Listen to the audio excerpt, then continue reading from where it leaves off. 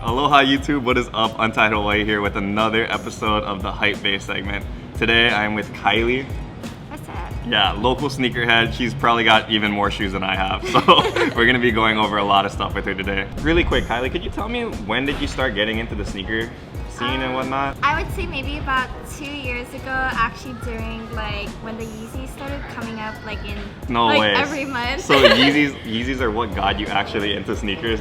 Yeah, not the first one, not Turtles. I think it was like right after Turtles. So like that pirate black and yeah. Okay. The V1s though, right? Yeah. That was about 2 years ago. Okay. Yeah. So you're saying you're like a big Adidas Yeezy person then? I wouldn't necessarily say Yeezy, but big in Adidas just because like I feel like they're kind of going not downhill, but you know. Well, no, actually, I think you're right on that because a lot of the scene now is shifted a lot more towards Adidas. And as much as people want to say, oh no, Nike's still king, this is how it goes, there's a lot of like statistic and stuff that are coming out, and I can show you guys up here, but it's saying that Adidas' stock is rising, more people are buying Adidas, more Jordans. Yeah. Boost technology. Exactly. I think that's what it is. A lot of it is comfort, but at the same time, it's like functional comfort, Yeah. right? So you can like style with it and stuff. So you probably have a lot of Yeezys that you own then, right? I think I have like four. Four? More of Oh my the gosh. version 2 because they're easier to get. Oh, okay. I see. So what kind of V2s do you have then for your Yeezys? Well, I'm actually wearing right now the Belugas. For version 1, I have Moonrocks. Those are like almost my favorite. Yeah, I feel like that's one of the most functional, right? That's why it's like that Yeah. tan color. That's why for the most part. Okay. So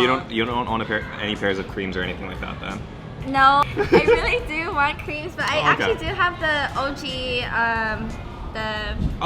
the cream Ultra Boost. The Ultra Boost. Yeah, that's actually more expensive than the actual V2 cream. The new versions that they're coming out, the knitting has a different pattern, right? Yeah, different pattern. I don't like the new knitting. It looks I see what you're saying. Like, I like how this one has like the more space in the knitting. Right. So I feel like it looks better. Yeah, I heard it's more comfortable than new knitting, but you like the look. I see. Look over comfort. Yeah. It's like it's already comfortable. Well, I mean, as a female, that's probably what you're going for the most part anyway. Yeah. Because you guys wear heels and stuff, and I'm sure that's not comfortable at all. We suffer, so we know what it's like. These are way more comfortable. Exactly. So it doesn't even matter. A little bit of sacrifice comfort is okay. So I see you brought like a lot of sneakers actually with you. Yeah. I just brought like a bunch of my favorite ones. So going off of already talking about the Ultra Boost, I do have my favorite NMDs, which is the tans.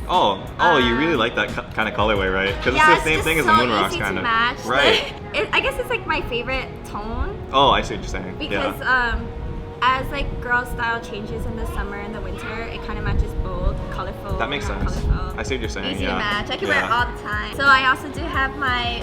I just got my Balenciagas. Oh, that's interesting. So for the viewers like you guys, I'm sure you guys haven't even seen some of these before. Balenciaga is actually a designer shoe, that's right? Yeah, and then supposedly, so this shoe was like so limited that when I went in, they actually only had one of my size and none of the other stores had it.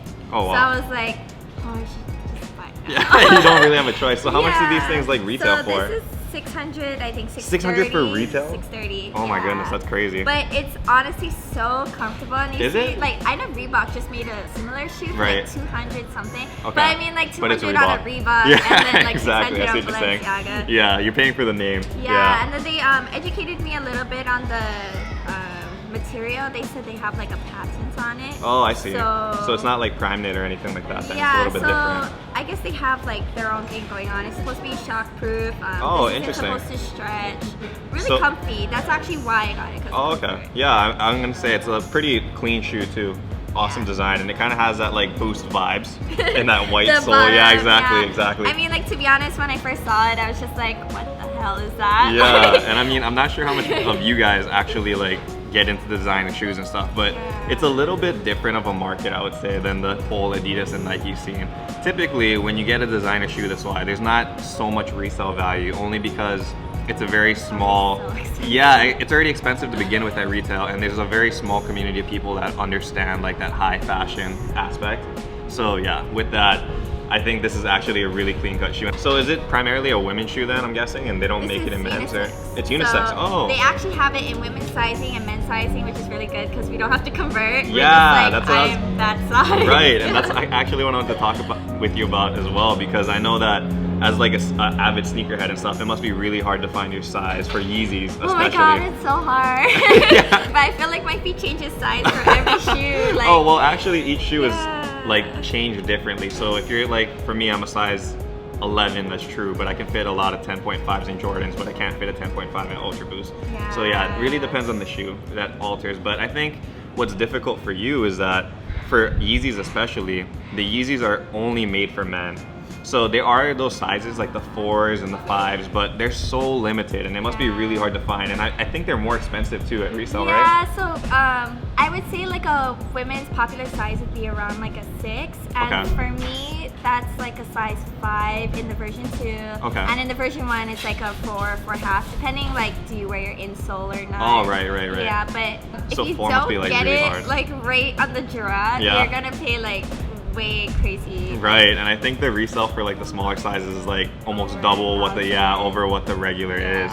So talking about drops, you wake up for those drops and stuff and you're on those grinds? Yeah, so I either try to stay up, so we like get 2 large coffees from McDonald's because McDonald's is open late. I feel you. And like most often I can't stay up. Right, to be honest, I will doze off. But I'll like set my alarm and like fall asleep with my head I see. with my phone on, and then when it drops I'm just like, oh my god. Yeah, and what's funny about that is a lot of people don't realize it's because the drops for Hawaii are actually around like 4 or 5 in the morning. Yeah, exactly. So I know for you guys in the mainland or the continental US, however you guys want to put it, have it easy. Yeah, you guys have it way easy because you guys can go around noon or 1 or whatever it is. But yeah, for us, that's why she's saying she has to stay up so late, because there's always those European drops as well, and I think those are around midnight or 1 o'clock our time. So it's like, and the frustrating thing is because they don't tell you the time of the drop. oh yeah, exactly. You don't, like, if you fall asleep, you're done. Yeah. So have you actually copped online then before, like manually, or do you guys use the bot system as well? Never with Adidas. Oh, I see. I can't even get through like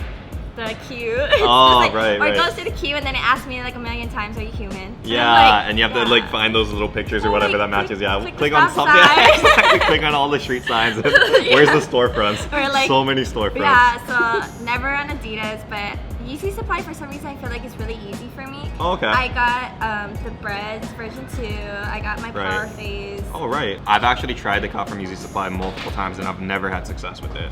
I've never even seen what the checkout page looks like, to be honest. So Yeah, that's kind of crazy. Timing, because I feel like since they drop early, not as much people like go after that, right? Yeah, they think like, okay, so Adidas and like Foot Locker, they all drop the same time. Yeah, exactly. So you kind of forget about the Yeezy Supply drop. Like I didn't even know. Like, and by the time you know, it's already too late. It's like, if you're not there in the first minute, you're done. Yeah, first minute and then sold out. Yeah. So what it sounds like to me is that you're very into the Adidas and Yeezy scene. What about your take on Nike? Do you like Jordan and stuff? Oh, I actually have one of my favorite pair of Jordans. Well, my first pair actually too.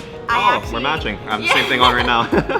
So, well, I'm not really a big fan of Jordans to be honest, but these ones, I mean, like it's too iconic, right? I just had to have. Right. I used to wear high tops all the time. Okay. Not so much now, but I felt like this one I could potentially match. Yeah, no, definitely, especially with what you're wearing and stuff now. Yeah, so I got these, and I also got the Royals. Well, the good thing about Jordans is not a lot of women are into it, and I guess the drops are easier? So this is super easy for me to cop. Like I just walked into Shoe Palace. No, you didn't. Yeah. Really? Just, oh my gosh.